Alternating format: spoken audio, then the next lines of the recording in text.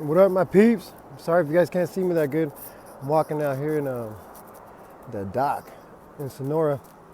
Look at, whoop, there's the Opera House. It was built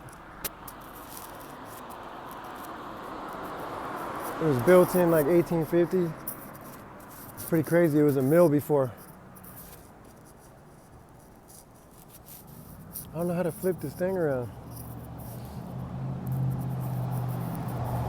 Trip out though.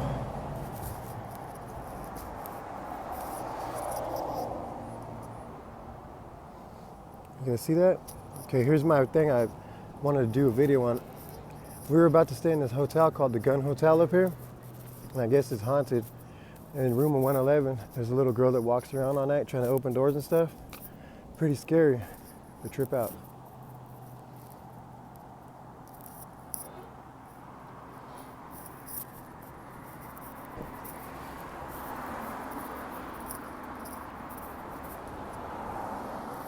Look at the structure in that thing.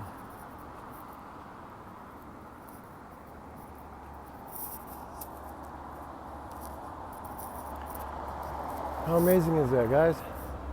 I love to see history.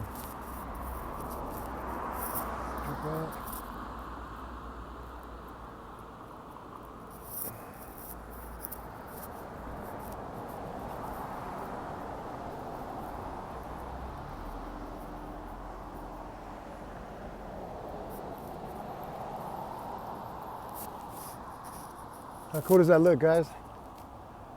Awesome. Trip out though. When we moved to Visalia from Porterville, we were hearing about this case about an autistic kid in Visalia who got murdered. And we always paid attention to it because my nephew's autistic. So we were tripping out in this case, and this man took this boy. Well, I guess they got in an altercation at their house because the stepfather didn't like him because it wasn't his kid. So he would always argue with the little dude. His name's Luke, and it's a true story. You can look it up. So him and the dude got in an argument after school. Luke was trying to go play at his friend's house. Dude didn't want to let him go, so they got in a big old argument, right? So the little dude Luke, he went in his room and he started throwing a tantrum. Autistic kids behave in their own way. You can't just force them to do something. So Luke went in the room, started making noise and stuff. So the guy went in there and they started arguing. And Luke was like, you know what, I'm gonna leave, I'm gonna go. And the dude was like, no, you ain't going nowhere. So Luke was like, he tried to take off, I guess. And when he took off, dude grabbed him and they got into a fight. Now they started fighting, and this is a kid, mind you, an autistic boy, don't know how to fight. This dude took advantage of him. Oh, look at that. Oh, water pump. He took advantage of it, and he beat Luke up. And after he beat Luke up, he strangled him with the lamp cord. And when he strangled him, he killed him. So he killed him in the room, and he went and got rid of the body. Well, he waited, I guess, till like 3 a.m. It said in the paper, and then he drove the body up to Yosemite, to the national park. Well, dumbass didn't know the Yosemite has cameras, so as soon as he went in there, they knew he was him. Well, they didn't know, but look at the armory, old school armory.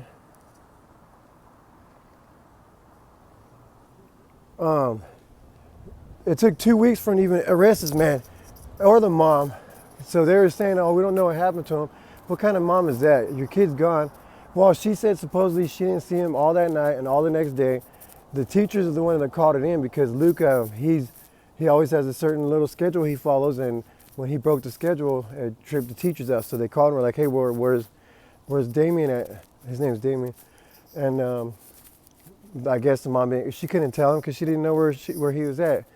So the stepdad stayed quiet and shit, didn't say nothing.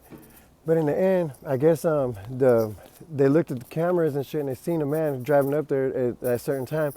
They followed it. They followed the truck to where he went, took the dogs out there, and the canines smelled him, found poor Luke's body. And then once they did that, they went and arrested the stepdad and the mom and for the murder, but the mom got out and the stepdad stayed in.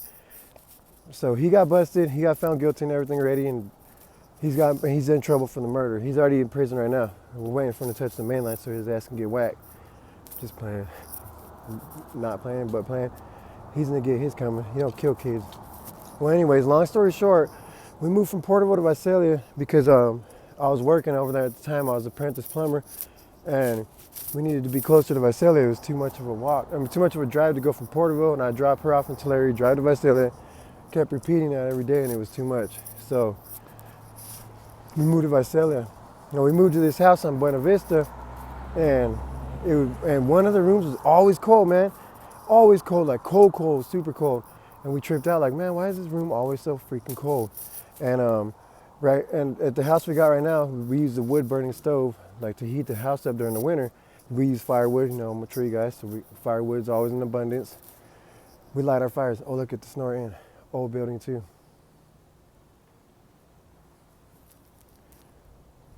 But damn it, I shouldn't have looked at that building. I messed up where I was at. Oh, well, anyways, during the winter, I light fires to keep the house warm. Well, I started lighting fires, and I could feel something watching me. Oh, I could feel a human watching me, you should say. You know, have you ever got that feeling when you know somebody's watching you? And I would always look up at the little room. We never thought nothing of it. And then maybe like 6 months into us living there, weird little things would happen. Like on trash days, I guess Luke would take the trash out, so the doors would be, I'd wake up and the door would be open, like cracked. Like, what the hell? And I tell Miranda, hey, dude, did you open a door? And she'd be like, no. So then when she didn't open the door, I didn't open the door every time. So we started getting trippy. Oh, look at this tunnel. Oh, waterway. Clean. Well, every time I light a fire, I could feel them. Someone would be watching me. And I finally got sick of it. How's it going, officer? Pretty good. I got sick of it, and I went and asked the landlord, hey, man. Well, I asked a tenant in front who was renting as well. And I was like, hey, did something happen in that house? Like, did someone get killed or something? And Joe was like, what? They didn't tell you. And I was like, tell me what? And he was like, do you remember that story about the autistic kid that got murdered and put up in Yosemite? And I was like, yeah, bro, I remember that. And he was like, well, that's the house that it happened at. Bro, this dude rented us the house like not even a month or two later after the poor little dude got killed. So his spirit was still in the house. No lie, I swear to God, man. And his spirit was so much in the house to the point to where I had to go ask him up front. Once we found out what happened, and I started talking to Luke and was like, hey, man, leave us alone. We're sorry for what happened to you, you know, rest in peace. When he goes to prison, he'll get his. And I swear, man, ever since I told him that, he knows it'll happen. He's been quiet. Every now and again, he'll open a door, or you could just feel him looking at you, or you hear the cat playing around, and like she'll get mad, and her fur will be all ruffled up. Pretty weird, man. And then there'll be times when I hear the dog in the backyard just running around and playing the same games that I play, but he'd be playing it with the damn kid, with Luke. No lie, I swear to God. Trippy shit, man. I'm just taking a walk over here, Sonora. Oh, you guys, we're gonna be moving from Sonora. Tomorrow we're mobilizing down to Santa Cruz. So no more Sonora. Back to the Cruz. Shit, scared the crap out of me. Back to Santa Cruz. Hey, but the hotels, the Gunn Inn was haunted. And the one we're in right now, supposedly not haunted, but it feels creepy in the rooms. All the rooms feel creepy, all the guys say. And not only that, like when you're taking a shower, it feels like something's right there. It's an eerie town, man, Sonora. There's a lot of history here. I've been reading up on it. Everywhere we go, I read up on the history. So Sonora was a mining town, of course.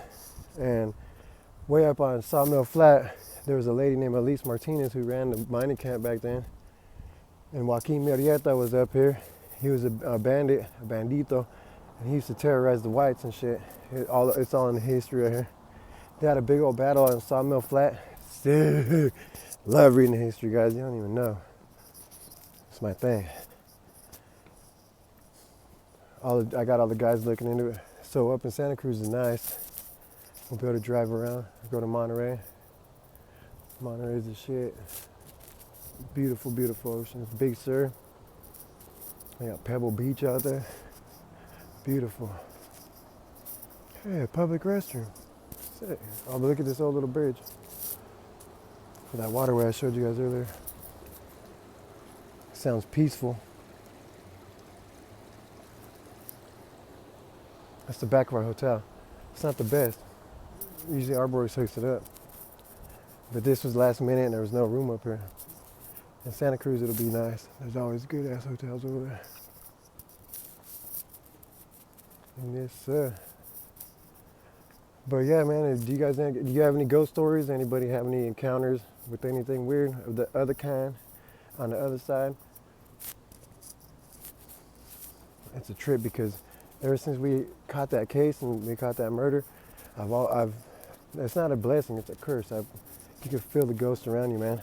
Like in Salinas Valley, there's this little dude, he's a Southsider, and he got like 4 or 5 life sentences for some killings he did in LA. And he was maybe like 20 at the time. He had to have been at least 20, he was a little dude. And he was in B section, and one day the alarm went off, bing, bing, bing. Charlie alert, audible alarm, Charlie yard, and we're like, oh shit, what happened? So nothing happened. The cops came in like, dude, one of the dudes next to you guys committed suicide. We're like, oh shit. He spent at least a week or 2 threading his sheet because where he hung himself is on the air vent, and it's got a bunch of little tiny holes. So what he did is fucking braid each little hole all the times to make it strong enough to hold his weight. And when his Sally went to visit or something, put the rope around his neck, boop, killed himself. So I swear, dude, every like 2 or 3 in the morning, you hear him walking up and down the stairs, boop, boop, boop, boop, boop, boop. And he'll walk up and down the tiers, and he'll be looking in the cells, and you can feel him. No cops, no nothing on the tier. And you know when cops come on the tiers because you can hear the door open. Trippy shit, bro. Ooh, right. And at the county jail, when I first caught my case, we're right there in the hole and shit, so everybody's all miserable because lifers and mostly all the hitters go over there. And there's this homie, he got a life sentence, he caught a murder and shit, and he barely got found guilty. But I only met him like one time, and he was getting ready to go to, he's getting ready to go to prison, so he told his old lady to come visit him one last time before he goes while they're still closed. Oh, cool, look at the town. Old school buildings. Well, his old lady came to visit him, man, before he went to prison, and that fucking bitch came with hickeys on her neck. Who does that? So when he seen the hickeys on her neck, how's it going, brother? Seen the hickeys on her neck and shit, flipped out. He's like, man, why would you do me like that? You could have just came and visited me, dude, and you don't have to come with hickeys on your neck. It's fucked up, dude. I just caught a life sentence, man. You know I'm fucking stressed out. You're gonna do me like that? Long story short, homie came in fucking like 2 days later, same shit. Tied his sheet up, but this time it was this sheet. Tied his sheet, badass, around his fucking vent and hung himself. Same shit. 2 or 3 in the morning, you can hear something walking up and down the stairs. And then he makes noises, boom, like a poltergeist. He'll hit shit. And we trip out, man. Everybody be like, bro, fucking kick back. And they're telling homie to stop and say his name. I'm gonna leave it out. I'm not gonna say it though, because I'm pretty sure he don't want to know. But yeah, man, he would come up and down the stairs, and it came to the point where even the canines were like, man, we don't need like going and doing fucking count in 32 because of that ghost. He fucking terrorized them too. He'll make noise in the bubble, trips them out. Whoop, beautiful out here, man. I just thought I'd put this video up for you guys about the ghost stories. I'd like to hear any of your guys' stories you have. And thank you guys for all the feedback on the last video. Appreciate that. And it does have a lot to do with stress and PTSD and shit. Sometimes I can't sleep because of it. Like right now, I'm walking around trying to burn some more energy off, even though we worked all damn day. That way when I go in there, I can just put my head down and crash. What's right here? Crazy shit. You guys had a lot of good feedback though, man. And there is a lot of evil spirits out there. You guys gotta remember, man, there's so many deaths and shit in this world, and a lot of those spirits are in perdition or whatnot, and they're still roaming the earth until the good Lord comes. Like, there was a little girl that hopscotches, her and her brother.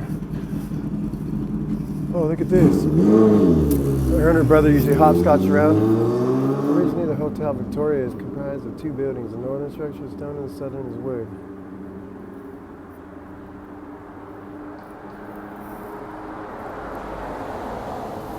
Hotel Victoria. Sick. In 1896 with 47 lodging rooms, a dining room, bar and billiard room, wine vaults in the basement, After Charles and Eric Segerson acquired the property, they completely remodeled it in Spanish style we see today. The hotel reopened at Sonora Inn at 31. Sick. I've been trying to like read. I read too a lot before I go to bed because that makes my brain at ease and I fall asleep quicker. I don't know. I'm pretty sure I got head problems though. We all do in a way, you know? But I appreciate you guys' feedback, man. You guys are the fam all day long. Man, I'm tired. I'm sorry if I look like shit. I'm dehydrated, crushing it all day. I got a video for you guys too. I filmed about our work, but it's like 24 minutes long. I don't know if you guys want to watch it. Let me know if you do, and I'll put it up. We're moving big branches over the power lines. Like I said before, we're not just regular climbers and tree guys. We're line clearance certified climbers. That means we can get within 2.5 feet of the primary line, power line. You touch that power line, you're dead. So we play with our lives every single day, man. That's why when we watch these dudes every time, man, it fucking it never ceases to amaze me. Never ceases to amaze me, man, the kind of shit we do. I've seen accidents, none by us, thank God. We've heard about vicious accidents, people cutting too close to the line and the fucking palm branch or just a limb touches it and they get zapped. One of our top climbers was finishing up a tree and homeboy was in the bucket and he reached down after he finished cutting. He done his whole tree and everything, and fucking cut one more little branch, and the little branch landed on the primary line. Instead of using this pole pruner, which has an insulated tip, there's a piece of metal or a piece of thing right there that stops it and the electricity from flowing. And he, instead of using that, which is right there next to his hand, he fucking reached down barehanded, grabbed it, shocked his ass, primary line. He tried to act like it didn't happen, but everyone heard it and seen it, and Arborworks let him go because after they gave him time to go see the doctor and stuff, but after you get electrocuted like that, your body's basically cooked, so you can't work for at least a year, especially in a heavy strainer shit. And he still went and worked. Fucking Pedro Gutierrez's ass went and fucking hired him, even though he knew he got electrocuted, still used him. That's the kind of person homeboy is. I'll never work for that tree service again. Gutierrez Tree Service, never.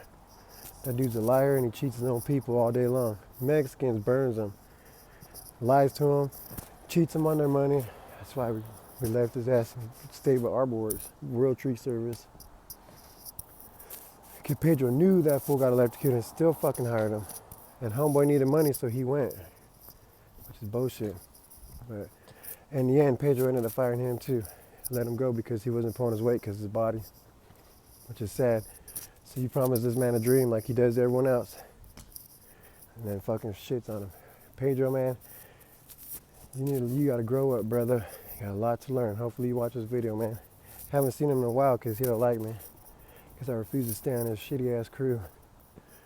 Motherfucker tried to drop my pay during the fire season when we're crushing it, because he likes to spend his money on top climbers that don't climb for shit. They only use him for his money. He knows it. That's how he makes his friends, though. He has to buy them. Enough of that fool, though. Fucking leaves a bad taste in my mouth. Hiring dudes that got electrocuted, man. Trippy. Either way, though, karma's a motherfucker, and he'll get his. So I know I'm rambling on, but it's just messed up. Seen him ruin a lot of lives. I didn't let that cat fuck with me like that. He didn't do shit to me. He never came up on me, ever. Look at these cobblestone buildings. All right, guys, I'm gonna walk back in now. I just wanted you to know about that ghost story because the Gunn Inn is trippy. I was all spooked because I thought we were gonna have to stay in it. Hey, man, when we were in Paradise, they had these mobile units where they're making us stay in. Well, we didn't have to, but our fucking boss went and go get us hotels. Pedro made us stay in the fucking free units. Well, it's the diesel truck. They clear out the back, and then they put 3 beds up, bing, bing, bing, all the way down. So they had them fucking mobile units right there, and they put me in the top one and shit. And during the middle of the night, I woke up in a fucking panic attack because it's so small you can't move. Felt like I was in fucking jail again or something. So I had to go on the bottom bunk where I could get up and pace around. Because a lot of times I wake up like around 2 in the morning, even at home, and I just sit right up, whoo, in a panic, and my heart's just thumping. And I have to get up and walk. I can't lay in the bed. So I get up and I'll go in the kitchen or something, and I'll stand there, and I'll just stand there It's weird, man. I'll just post up on the fucking door. Head problems. Man, it's beautiful out here tonight, man. I'm just happy we're leaving Sonora. A lot of the dudes out here were tripping. They weren't on the same page as our crews. But we still crushed it. We came out here for 2 weeks. Literally 2 weeks. Smashed down over 400 trees. So we already used this place up. Crushed it. Now we're getting sent to motherfucking Santa Cruz. So beautiful out there. I'll do a lot of videos for you guys there too, so you can trip out. It's really nice. Got my orange face mask for artwork. Yee. It's cold. I gotta pull it up all the way though. Bro, who would ever think, I would have never thought that I would be forced to go in a store like this with a fucking mask on. Never, never. You would always think you'd have to fucking cover, not have your face covered. But I'm assuming.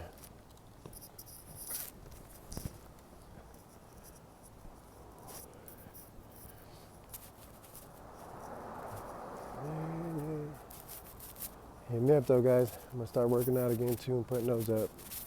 Got a couple guys right here that didn't work out. We're already working out together. One of the general foremen, Alex, is a 5'9" fighter. Him and his brother, right there in Tulare County. They be crushing it. We be working out, getting them some wind and strength so they can go smash harder than they were already. Real shit. You guys can catch them. 5'9" fights. All right, guys. I'm about to let you go though. Peace to you all. God bless you guys. Have a blessed night. Hit me back up. Send me some feedback, guys, on the ghost and other videos you'd like to see. Oh, I can't wait to go to Santa Cruz. Show you some lotions, man. Holla, you guys. Stay blessed.